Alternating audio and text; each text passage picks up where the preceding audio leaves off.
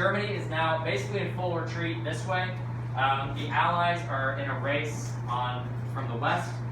And what do we know about the Soviet Union and their form of government? What is it? Communism. Does that do well with democratic kind of form? No. So what basically starts happening in this last stage of World War II, at least on the Western Front, is these two armies are basically in a race to try to occupy Germany first. The Soviets want to capture Germany and make it a communist country. The Allies want to invade it, occupy it, and make it a democratic country. So this is going to lead to major issues in the Cold War because as the Western advances, this final push into Germany to try to beat the Soviets there, they actually get to Berlin, the capital, in the same day. So these two massive armies meet, they converge right at the exact same time, and it's this kind of huge standoff on well, who gets to claim victory. So what they actually decide to do is you have the Western side is controlled by democracy, and we see this is where the first origins of the Berlin Wall kind of take place, because the Soviets then claim this side of Germany, East and West Germany, for themselves, because this is where they invaded first, and obviously the rest of the Allies invade on this side.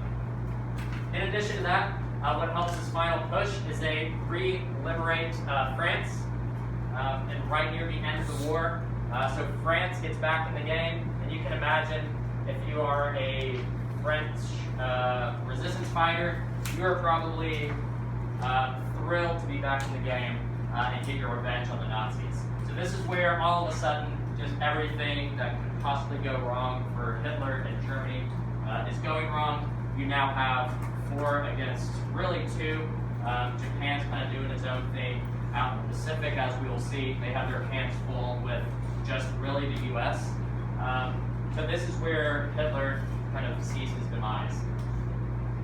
So once Berlin is taken, Hitler, along with his closest allies, so one of his best generals, his main propagandist guy by the name of Goebbels, they commit mass suicide. So Goebbels had, I believe, 5 children, ranging from the ages of 1 to about 10.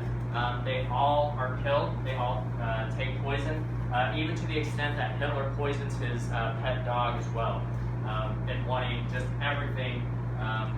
This master race just completely collapses, just wanting no part in any sort of peace negotiations. So that just shows you that extent of the dedication that these Nazis had, and just kind of wiping out their entire command center, their families, their pets, just literally everyone. It's kind of this mass suicide, which kind of leaves Germany up for grabs because all of a sudden all their political leaders are now dead.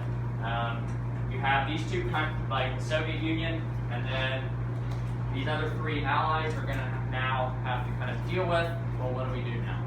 What do we do with Germany with no other leaders still alive or in place? So Germany is the Nazis officially defeated on May 8th, 1945. This becomes known as Big E Day. It's called Big E Day because it's Victory in Europe Day. The war is not officially over. As we will discuss tomorrow, the Japanese kind of hold out a little bit longer, to the extent that we actually see 2 atomic bombs have to be dropped to finally get them